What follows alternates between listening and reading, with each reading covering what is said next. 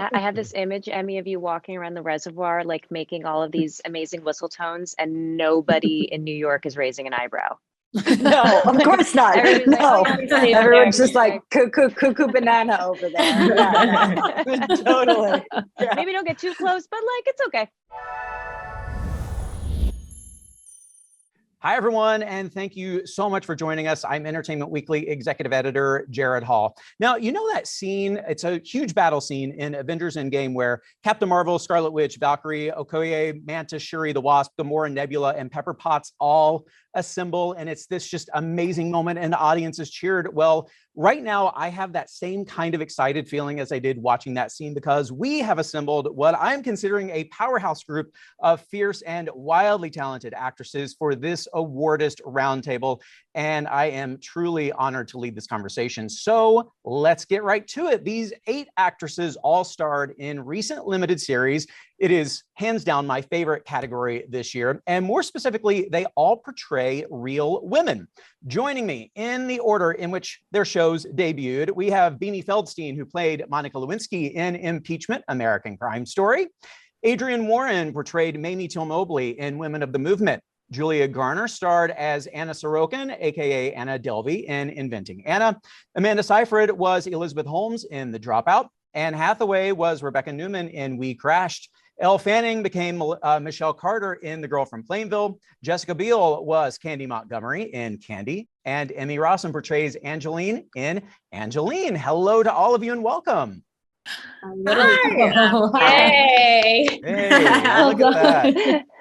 Really, truly so excited to be speaking with all of you. Before we really get into the thick of everything going on this award season, I have to acknowledge we have a little on-screen mother-daughter reunion here with Anne and Amanda, who played Fantine and Cosette in 2012's Les Miserables. I know you were on different timelines, so you never really shared a scene together except when Fantine's spirit comes back when Jean Valjean dies, right? That was the only time.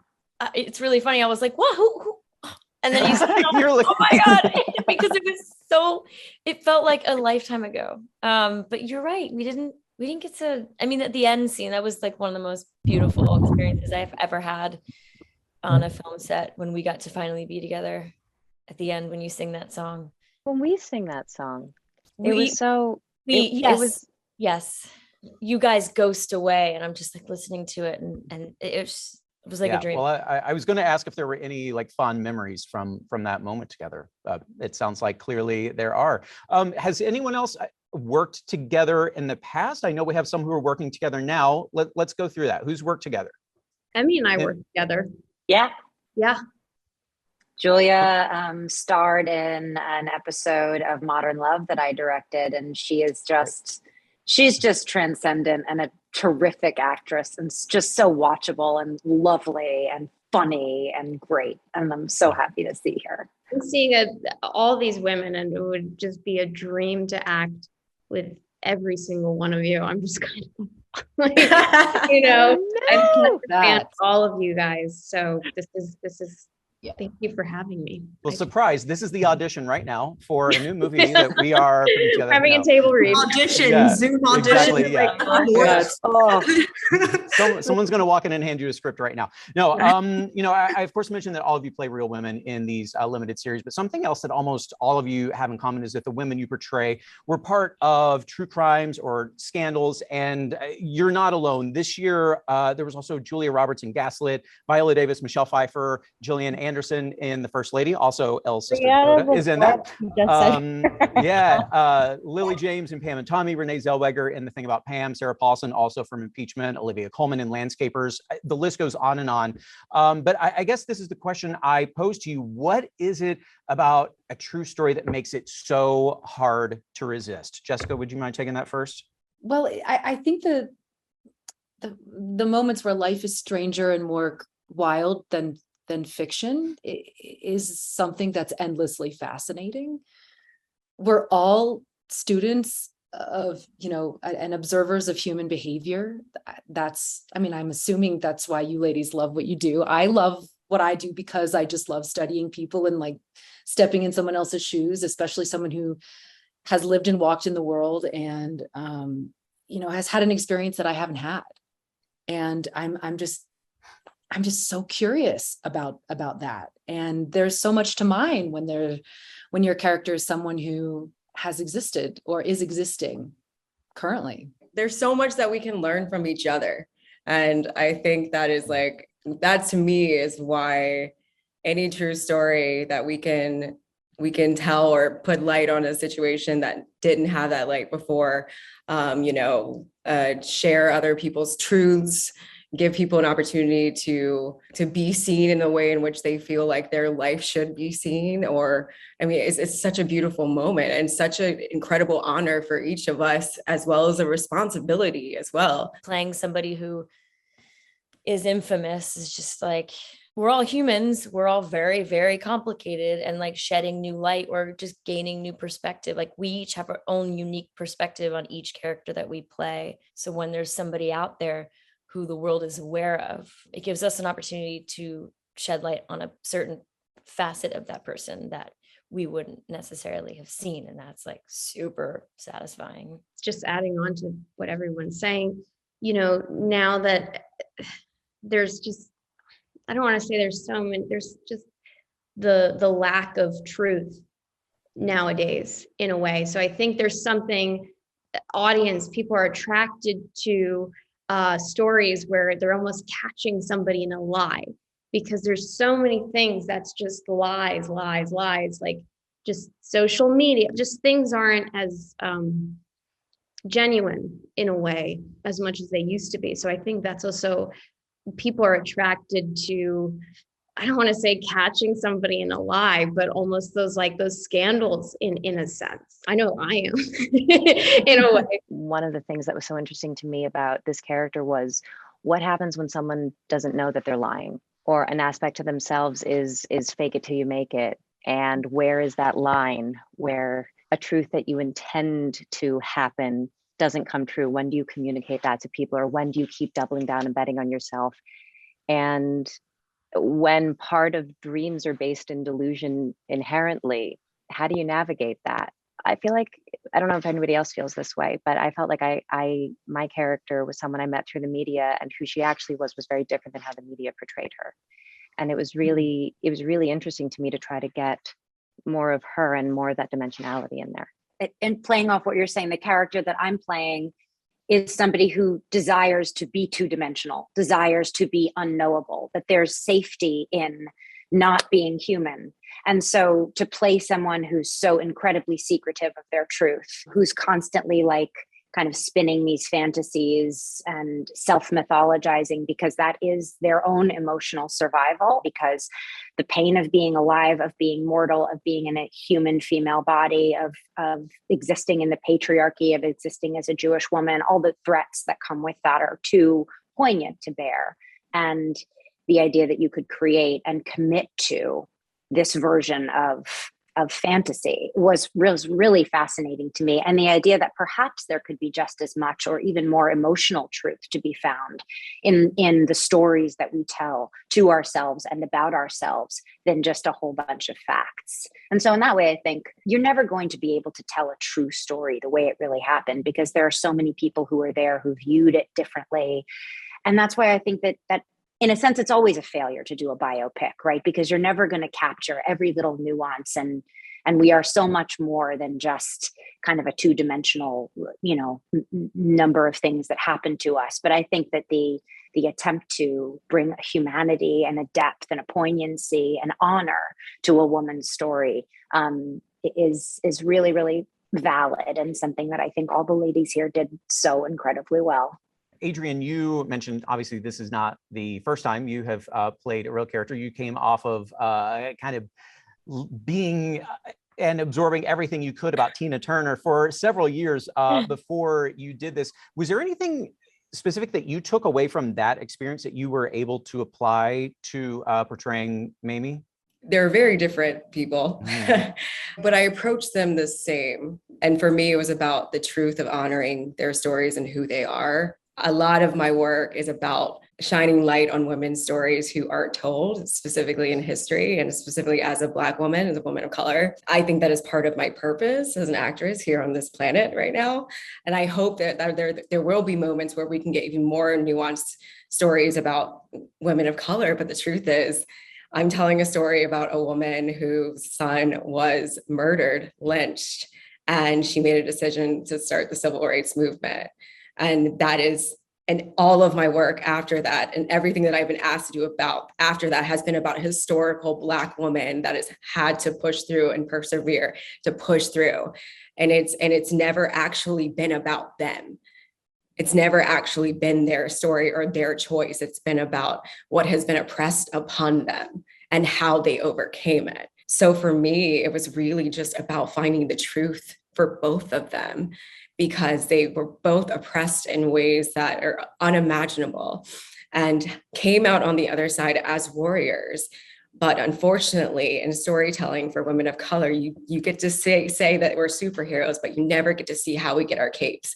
And that is something that I will always say. And I will always be so proud and honored to have an opportunity to widen the lens so that our society can actually look at women of color and say, oh, they feel too, they bleed too, they cry too. And that pain is just as resonant for all of us. I feel like one of you kind of said this in different words a few minutes ago, but there's the saying, of course, I couldn't make this up if I tried.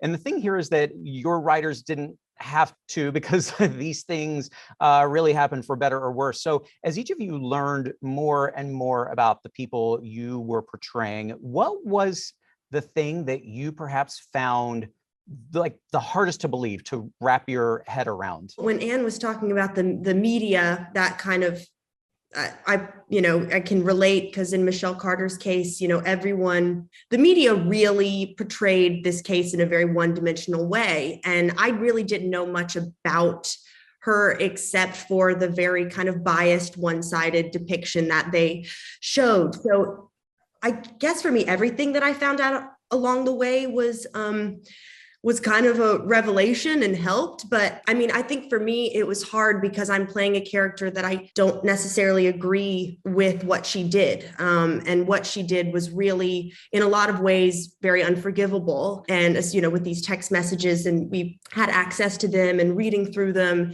was extremely intense, but also it's these teenagers who are also falling in love at the same time. So there's like a silliness to them, and kind of this dark secret conspiratorial aspect to them. And I really got to know her through the text messages, much like their relationship, because they only met a handful of times. So that was kind of the most interesting part to me. But I think I had to, I think we could all probably agree that we can't really judge who we're playing, but I did have to understand her. If you don't agree with what she's doing, that, or what she did, that's that. But I had to try to get to a point where I kind of understood how she could make the decision that she did, which was an interesting place to live in. And I think for the writers too. And I don't know if everyone feels this way, but we all are playing these real people, but at a certain point, you kind of have to disconnect from the real person. You're like, okay, now I need to just focus on the script and create a character in my mind. Because I think someone said, but we never are going to know the full truth. And the nuance of the truth. And so at the end of the day, you have to find an arc for how they got there, and also, make some things up and make some bold decisions.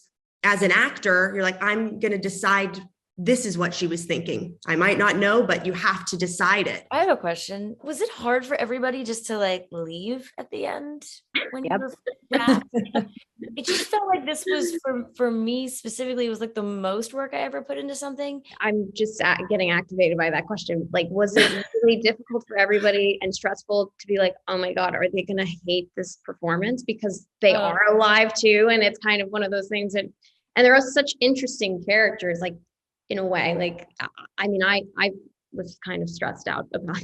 Were you thinking more about the real person? Yeah, the real person. I hope that they're going to like how I portrayed them in a way. At one point I was just like, her. I have to like we have to like collaborate over here. Like she's over here. Like, but at the same time, of course, I was like, it's so much trickier than I thought it was going to be. I definitely wanted to say that many times. Like, I don't care what this person thinks. I'm also creating my version of who she was. My character, we're existing in that world, in that moment of her life back in 1980. So thinking about the social media was non-existent. So I had a different experience with that. But I think I would, at the end of the day, think, are we bringing up this horrific story for so many of these surviving family members and community members? What are they going to think? I had such a unique experience because Monica was a producer on the show, and she almost has become, we have this really unique bond. But I think she would say the same thing, that working on the project was simultaneously like a lot for her emotionally to kind of go through her trauma again through watching me go through it physically. It's such a unique experience because you guys use that app Marco Polo where you can like send videos. So she loves it. And so she would send me a video and then I would go to respond to her and I'd be like, I'm wearing your hair. I can't respond. Like in her work outfit with her badge on and like the wig. And I was just like, text her, like, I'll call you later because I think this might be bizarre for me to respond. Well, that's crazy. Man, that is by far the greatest sentence I've heard today. I'm wearing your hair. I'm wearing your hair.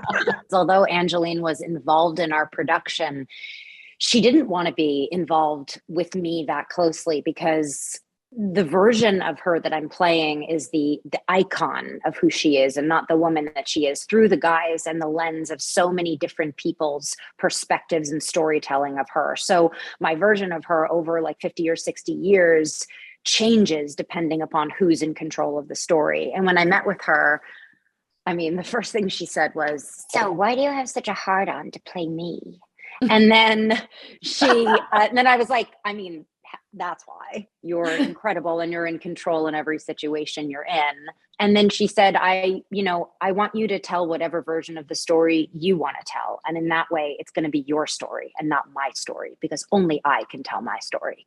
So it was really empowering in a way to be freed from that, to know that the things that I saw in her, the things that deeply moved me and inspired me and caused me to research and become enamored of and almost forget who I was in the process. That said more about who I was, right? In this kind of marriage of our souls and this kind of imaginary character soul.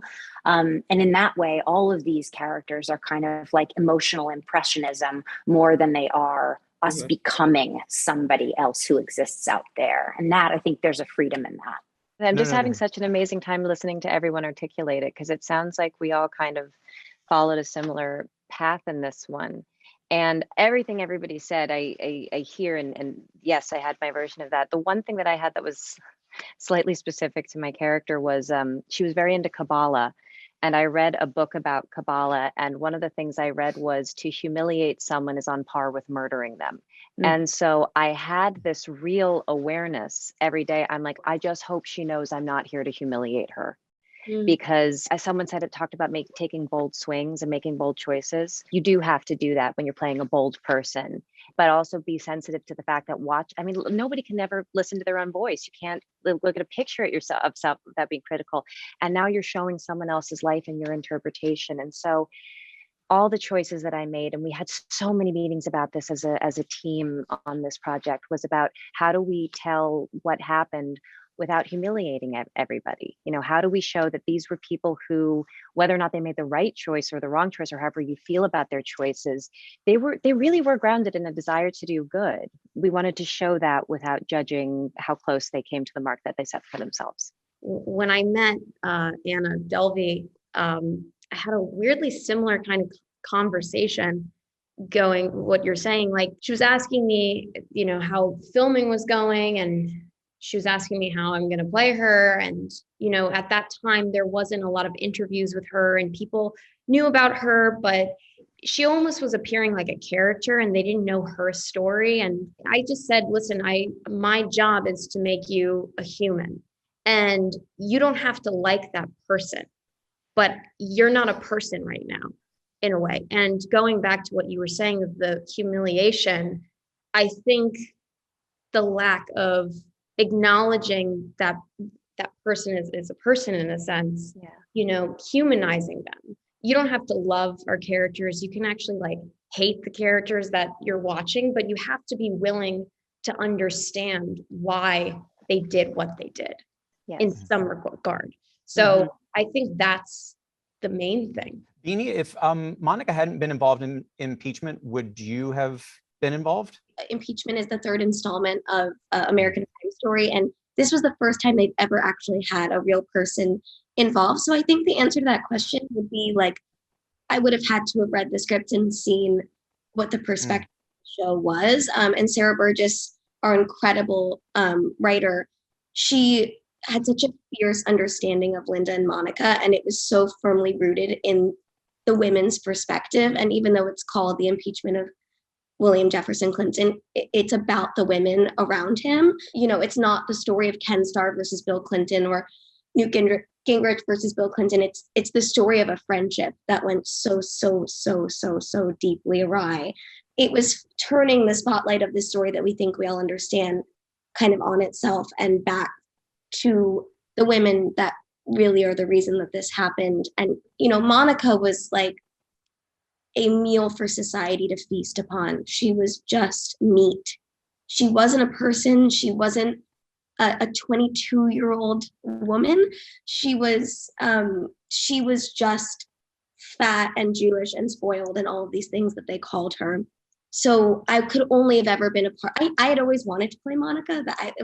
She was a person that kind of stuck out to me of like, maybe I could play Monica Lewinsky. I know she liked to sing and she grew up, down the road from me and we're both Jewish. I was like, I think I could play Monica Lewinsky, but I didn't really understand why. And I certainly would never have done it if it didn't illuminate the power dynamic of a 22-year-old girl and a almost 50-year-old man. Even if you take out the fact that he's literally the president of the United States and she is his intern, if you just look at the gender and the age of those two people, it's one of the clearest power imbalances, of all time. And she was really ripped apart by our media and our society, like as a game.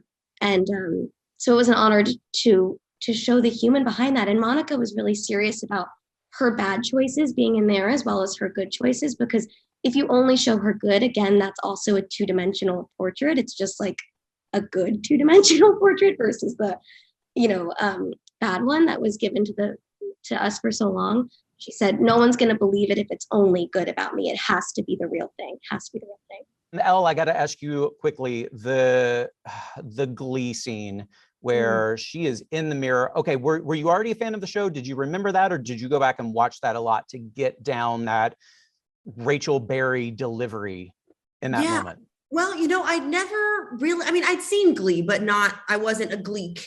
That was kind of one of the things that really got me inside her to understand was her obsession with pop culture and the YA world and Glee. And it was really, she was very much a loner in high school and in her life. And I think she sought out those books and Glee in particular to be the star of her own show. It was a kind of obviously playing a character and not wanting to be a character or mimic the character, but getting her mannerisms down, but along with this scene where I'm literally the gestures and every single time, Rachel Berry would close her eyes and when she would get emotional, I wanted to match it exactly. So it was very technical. And I had like a little notepad I wrote it out and I would film myself like at night doing the Make You Feel My Love and like knowing where I would need to get emotional at the moments that she has like tears fall. And then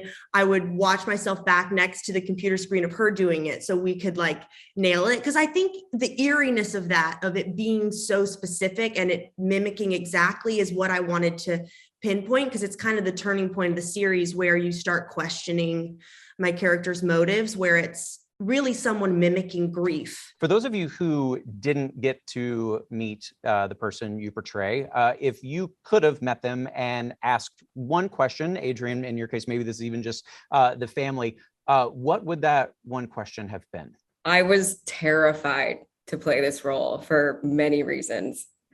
I don't know if I would have done it if the family wasn't somewhat involved. Yes. And also, this was a story that I felt was so deeply rooted in the history of the Black community in this country. And it was the first time it was being told in the way in which it was being told, and Emmett's body being seen on network television, terrifying. And I think I would have just asked Mamie, what makes you happy? I can't even tell you. Besides her son, I don't know what makes her happy, what makes her tick, because so much of it was about the story. Her story is wrapped up in what was done to her and her family.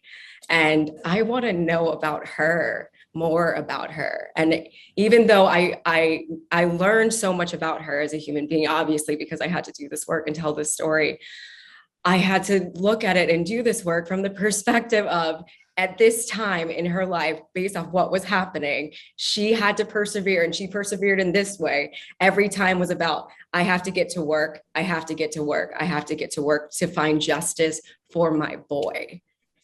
That was literally it for every scene. And so in a way, I'm like a little jealous, because I don't know enough about her. Just that 33-year-old woman, I don't know enough about Mamie still. It's a fabulous question, but it's a really hard one to answer. And I was sitting here thinking, would I have had the guts to ask Candy, if did Betty actually come at you first? Did she threaten you first? I just don't know if I would have the guts to ask that blatant question. I don't know. Of course, I want to know that answer. But the other question that just popped into my head, and I've thought of this before, but I never thought that this would be an important one to ask her. But I feel like this relationship that Candy had with her very good friend and her pastor, Jackie Ponder, when Jackie left town, what I have read about that relationship and that friendship was that it was a huge abandonment for Candy, where she lost her support, she lost her female crew, like she lost her bud, she lost her bestie. And I deeply feel that if that person hadn't left, that what happened would not have happened. And I think I would want to ask her about that relationship, and if she felt that the rug of her life got sort of yanked when that female support system was out of her life on a daily basis. And I just know what the women in my life have been for me. And even just sitting here listening to all of you guys, I feel like I have this support system all of a sudden. I know, not all of us know each other that well, but I just wonder how often people make decisions in their lives when that female support gets taken, and how much I rely on it, and maybe how much she relied on it. We're all in the same place, and we all are, walking around the same space doing the things that we love to do. And all of our processes are slightly different, or maybe very different depending, but it's just you're right.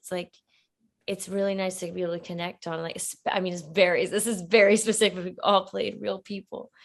In the same year. Crazy. Also, I was just thinking too, because I was like, oh gosh, what question would I ask?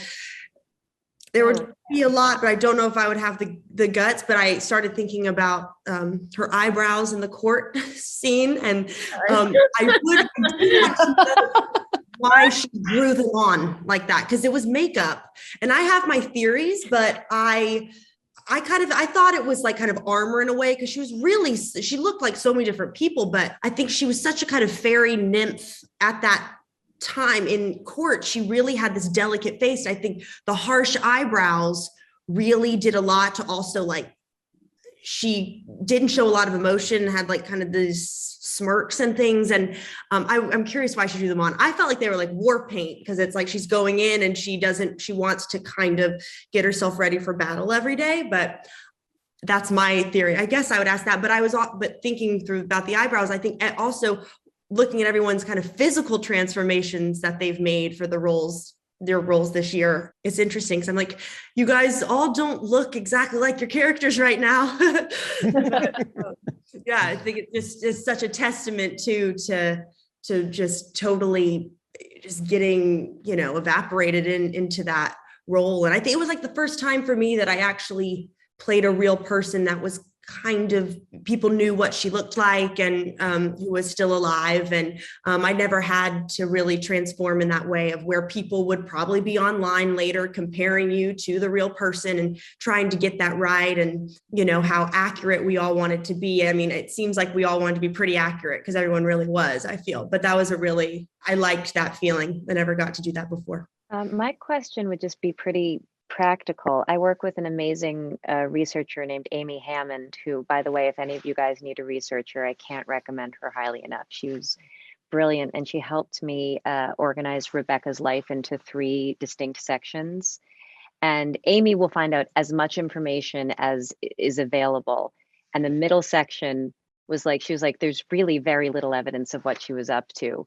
So I would just love to know what she was up to for this period of her life. You can kind of, no one really seems to know. There's a mystery around it. And so I think, as we were saying earlier, you kind of have to fill in some of the blanks for yourself and make decisions for that. But I don't know what happened to her just before she met the man that would wind up defining so much of her life. Amanda, did you meet Elizabeth? No. I don't think I would have been able to play her with the kind of abandon that I was able to cultivate in my process of researching and stuff if I had met her, because I would have felt like I'd owed her more than I did.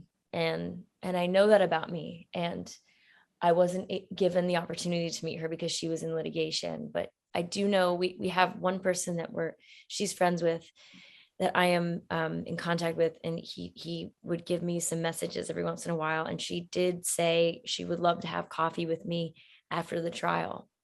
Whoa. And I was like, I don't think that's gonna happen. But at the end of the day, I'm glad I didn't have the opportunity, because it would have been a hard decision to make. And I'm glad it was made for me. She had her green juice. What did you have to soothe your voice after talking like her every day? Oh, I drank I drank. You drank the juice. Is that what you're saying? Set. It was free. It was available to drink during the scenes, between the scenes. Nothing.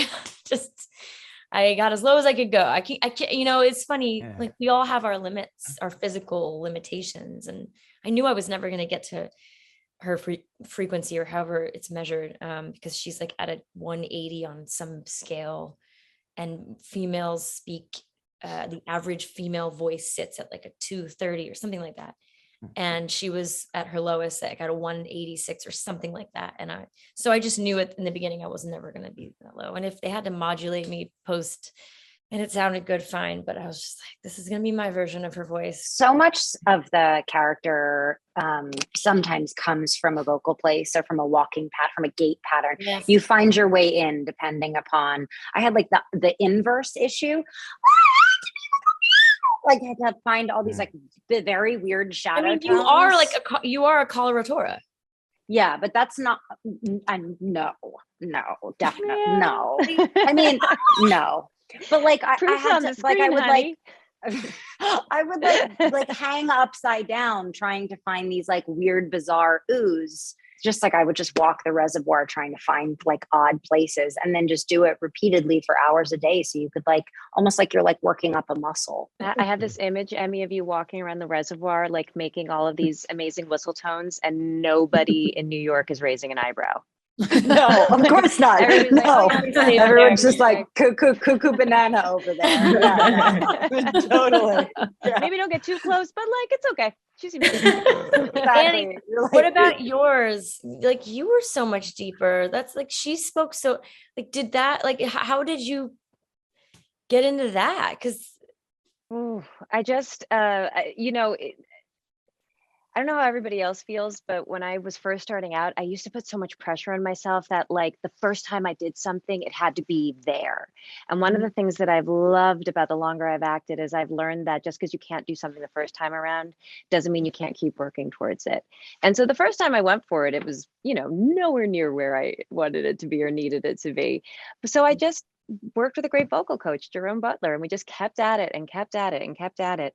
And then I don't know if it's that your body it must be that your body forms around, because it's all about the breath and your pelvic floor and then the way that it drops. But at a certain point it dropped, but I still felt like I was very conscious of how I sounded. And I have to give it to my co-star when Jared walked in as Adam and I heard the quality of voice that he had found, where he was doing something so dynamic but with such ease. Something clicked for me. And there was something about his vocal work that informed mine, I think, just because we were so, like, we were playing characters who were so united. And when I heard the quality of his voice, my voice came out, and that was kind of where she lived. But the thing that turned for me was because, like, you can't just go around talking like this and forcing it, and that force comes out. For me, it was when I found the break in the voice. That was when, like, the break gave me so many more colors to go around with. So it wasn't just like actress has a low voice, which I'm sure you had your version of too. It's like you're letting a little bit of the steam out, so it doesn't feel like so heavy. Almost, It's very technical. It's very. There's music to it. That's really what it is too. It's not just about the accent; it's the musicality of it all, and and there's also just certain words that get you back into the accent too. Certain sentences, in a way. How often did people ask you to do it, Julia? Like after you were done, or like, do the voice? Did they ask you to, like, just fans? Yeah, I mean, it was weird. I mean, especially Delvy's accent. I mean, Ozark was a little bit easier because it's just a Missouri accent, but Delvey, the whole thing it's consistently inconsistent. Like that was the whole, and it just, like, I remember the first time I like heard her accent, I was like, what? Like, what is this? And I was panicking because I had to learn it quick. And, but it was she just sounded like one of those international people from Europe who's like, yes, I grew up in Geneva, and yes, I have an island in St. Bath, or wherever. It was kind of this weird international mutt accent. So I was kind of panicking, but that's how she really sounds like, especially in that period of time, like in 2014, when she was doing all that stuff. Her accent got Americanized in jail, but she's actually gifted in languages. Like, she speaks 6-7 languages. So she picks up, very quickly. So, but it was really, really hard. But yes, people always ask me to do like the accent, and it's just like, I don't know, it's crazy. I was going to ask you to do the entire interview in it, but no, that's great. No. So I don't know. I mean, me saying I don't know, like, that gets back into. But everything's gonna be okay, babe. It's gonna be all right. Yeah. Said babe ever. You guys, the voice, I don't know how you guys did that super low voice. I was so when I saw you guys, when it first came out that you guys were gonna play it, I was like, this is gonna be so good. So you guys, everybody's so brilliant. I think accent work is really hard. I don't know if anybody here went to drama school, but I'm self-taught. Accents are really vulnerable for me because I don't have, the same training that some of our contemporaries have. And so I'm insecure about it. And I've done accent work in the past that I wasn't happy with. And but I know what it's like to be out there. There's that line in The Seagull that Nina has where you have no idea what it's like to be on stage acting and be acting and know that you are acting so badly. And I'm not assuming anyone else here feels like that, has ever felt like that. I maybe know what it is. So, but where that sound came from. So anyway, all of this is saying that, part of growing is biting off more than you can chew, and taking bold choices and also falling short of them. And what you do next kind of defines you, and you either kind of push through or keep going. But if it stops you, then it means that you can be stopped in that area of your life. But where that voice came from was, so this was my first really big job after the pandemic. And I'm sure everybody like had their own version of this. It was a lot. Like, you're seeing people for the first time. You're trying to get used to working under COVID rules. Everybody's masked. So suddenly you're the only face that's out there. I got a little emotional and I was sitting there and I'm like, it's okay. Calm yourself down. Think about the work that you have coming up. Just focus. And I was like, you have an accent to do and you're doing Chekhov. What are the lines? And I looked it up and all of a sudden through my tears, I went, life is so goddamn disappointing. And it was the silliest sound and it made me laugh. And I just went around talking like that until I felt better. And I just thought, okay, I'm going to give this a go. I'm just going to see what happens. And so out of nowhere, I turned to my makeup artist and I said something and she started to giggle. And I just went around to different people and I would kind of like stealth slide up to them and do the voice and they would start laughing. And I'm like, okay, whatever happens, you are going to make people laugh with a terrible accent. So you have that to hang your hat on. Michelle Pfeiffer, when we did the roundtable for the First Lady, I want to read you a quote she said about playing a real person. She said, it's very, very weighty and it's with you all the time, every choice you make. And you just want to honor that person you're playing. You want to be as authentic as possible, knowing that there will be times where you're not and you can't be. I'm never doing it again. Okay, so some of you have kind of mentioned some of that stuff, but it's that very last line, I'm never doing it again. I know everyone's experience is different, but are there any aspects of that you would relate to? Would any of you, show of hands, not care to play a real person ever again? No, you'd all do it, it seems like. I definitely need a break. That's fair. I'll take a break. I feel like I only want to play real people. I really do think it's tied to the fact that it's my first job after playing Elizabeth Holmes. And I can't get a sense of this character. Now at this point, I'm like, I'll take anybody. Just say a name and I'll go study that person. Cause I'm just like, I think it was so fun. And there's like a safety there, right? There's a blueprint. Yes. A blueprint, an actual skeleton. Blueprint. Yeah. Skeleton. It's tricky also with the job that Amanda and I are doing because we're playing characters that are kind of loosely inspired by people, but not really at all them. So with this one, at least for me, I actively didn't do a lot of research because I just wanted to go to the page and figure out who they were on the page because they don't have their name, they don't have their story in their life, they're not from the same part of the country, and it's not the same. And so I was like, okay, this is a character for me. This is not this woman. And I got freedom in that too. What about if there was a season 2 for anybody, any of you, your characters? Yes. Would you do it again? Okay. Yes. Yeah. Yes. I don't know what there would be to tell. But I love her, but no. They came back with like a special and they're like, okay, you get to play this character for 2 more Christmas episode. Yeah. Like, just imagine if Elizabeth and Anna in jail. That's season 2.